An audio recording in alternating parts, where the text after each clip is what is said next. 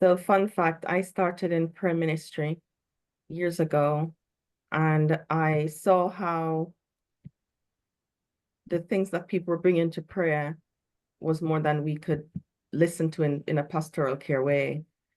And that's when the Lord sent me to train as a counselor many years ago. So I love prayer. Ellen White says, prayer is the breath of the soul. It's the secret of spiritual strength. And no other means of grace can be substituted and the health of the soul be maintained. So we praise God for this time. I know we've prayed, but I just feel impressed to pray. Lord, I just ask that you guide as we have this conversation. Lord, you know, this topic can be emotive. I'm just asking that you be with each of us wherever we are, wherever people are listening from right now, whether they're at home or at work. In Jesus' mighty name, amen.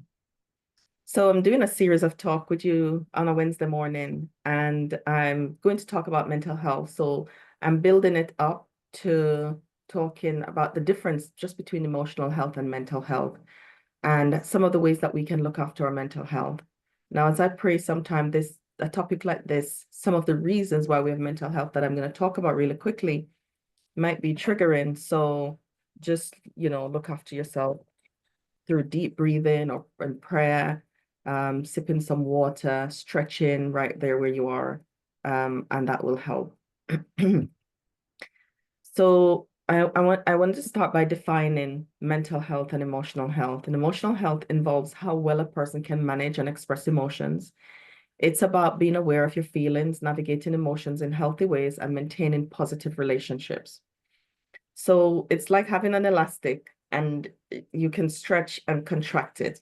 So you mean you have good emotional health, you're flexible, you are able to manage disappointments really well, you're able to manage difficult conversations, your relationships are healthy. Whenever things happen in your life, you can manage it, you can deal with it. You're not falling apart. And even if you do, you're able to bounce back quickly, not quickly in the sense that you suppress the emotions, but you've managed all of them, you've dealt with all of them, you're not avoiding it. And mental health refers to cognitive processes, how the brain function and process information, how it manages thoughts, how we maintain overall psychological stability. Now, when we are struggling, the definition of emotional health, when we don't have good emotional health, we will not process and process information that well. We're not managing our thoughts well. We have lots of cognitive distortions.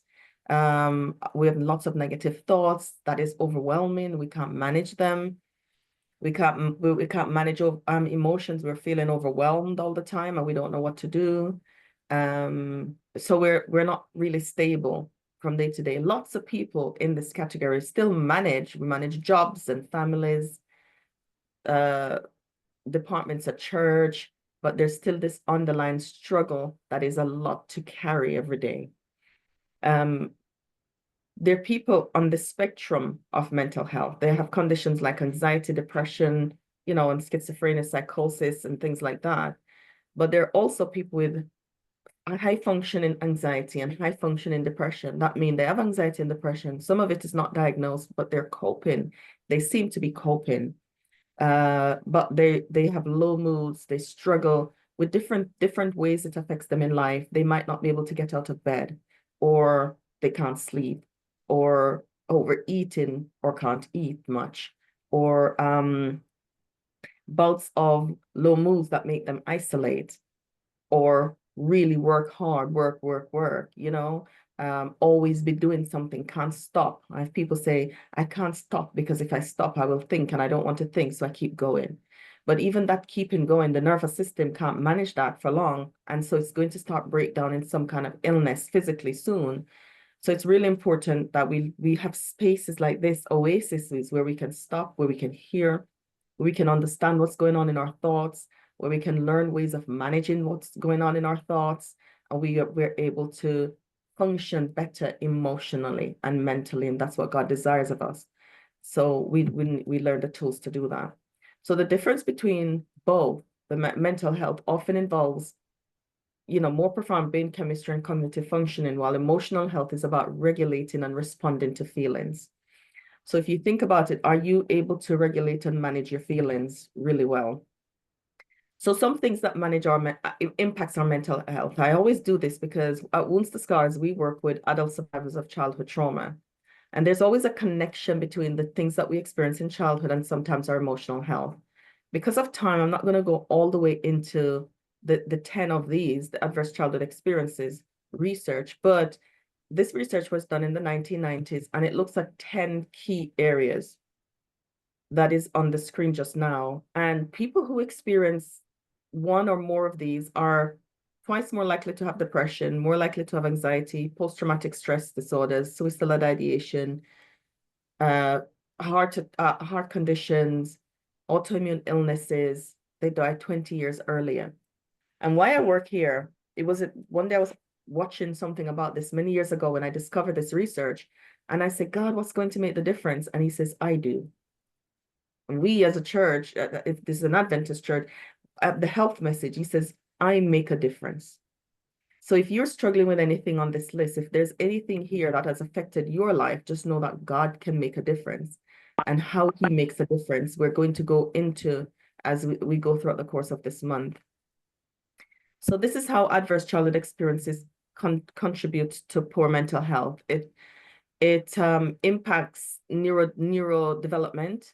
There's chronic stress during childhood that can affect brain development. There are people who experience trauma in their childhood that their brain development is so distorted that sometimes you just wonder, God, how is this person going to be okay? The level of developmental trauma that they experience is so pervasive that it's impacting all of their lives. I'm supporting a woman, just coaching her through emotional regulation. I met her through a program I just finished in January. She lives in New York and she has no management of emotions. She just cries uncontrollably, uncontrollably. So I'm working on just helping her to beginning of regulating her emotions, to calm her emotions down, to be able to give her good tools, not to suppress it, but to manage it. Then we're going to do the thoughts to manage the thoughts, and then we can start working on what happened that got her there. So it's a journey. Mental health disorder, people who have ACEs of high exposure to mental health disorders, they're at risk of depression and anxiety and post-traumatic stress disorder. People use substances a lot to cope, to be able to cope. I used to work in addictions, and there wasn't anybody I was working with that drank because they loved it or have problems with drugs because they like it. It was always because they were medicating something. They were soothing, self-soothing. As Christians, we might work, but Christians use substances too. Just hide it and come to church. We smoke, we drink, you know, maybe not use other hard drugs, but Christians use these things too to be able to cope. Some people might come on the prayer line because they're struggling to cope and they want help. And we know prayer is a wonderful tool to help. Coping mechanism, people exposed to ACEs may adopt unhealthy ways of coping, like disassociation, suppression, or self-medicating. And I talked about self-medicating with overwork or food or alcohol or drugs, sometimes pornography, and it's impacting our lives in many, many ways. When we suppress the emotions because we don't have good emotional health, it can lead to stress and tension, often manifesting in physical symptoms. Lots of people go to the GP with these physical symptoms, but nothing is coming up on the blood test. They come on the prayer line to pray for them because there's something going on in their bodies. Sometimes it's suppression of things that they experience. So there might be headaches and stomach issues and mental health and anxiety and depression. It might be bowel issues, stress manifests in many, many different ways. Chronic stress manifests in different ways, might be pain all over that is unexplained, I work with people who are sometimes having to get tested for whether or not they have MS because the chronic pain has been so long standing that it's the GP's thinking something else is going on. But as we work through it, as they learn regulation techniques, gradually those symptoms subsides and they're able to function normally. Emotions, the bypassing emotion. This occurs when people avoid difficult emotions through spiritual or relational explanations, which can lead to unaddressed trauma and emotional disconnection. When we try to bypass it, when we say, I do this, but I forgive him. And I know that forgiveness doesn't heal the wound. Forgiveness frees us for sure. It frees us, but it doesn't heal the wound. You still have to deal with the wound. You still have to talk through it. You still have to process it. You still have to learn how to manage emotions around the wound. You still have to do all of those things. Long-term effect of suppressing emotions can lead to emotional numbness. And I see this when we as parents, if we're emotionally numb and we have children and we can't emotionally connect with our children and they grow up, and because there's no emotional connection, sometimes they decide that they don't want to have any relationship with us. Lots of people are struggling with that right now because they've been cut off by older children who don't want to have any relationship with them. And you're wondering, well, how did that happen? I've sent you to school. I've paid for your university. I've always provided for you. I was a good mother. I was a good father, but there's no emotional connection, so there's no ties, then they're not there. They won't stay with us out of loyalty only. They want emotional connection. They want to be able to have relationship that is deeply satisfying, that with people that is emotionally connected. And so doing this work is really, if really important, because repressed pain must express itself. It expresses itself through physical illness, mental health problems, relational problems, but it's going to express. So if we suppress, it's going to find a way to express, to come out. And sometimes we're praying, sometimes it expresses itself through, I don't know anybody who has expressed emotions who trust God deeply. When somebody comes to therapy and they're Christian and I say, where do you want God to be in this? And they said, we want God to be involved. But oftentimes as we go through, realize that they don't trust God.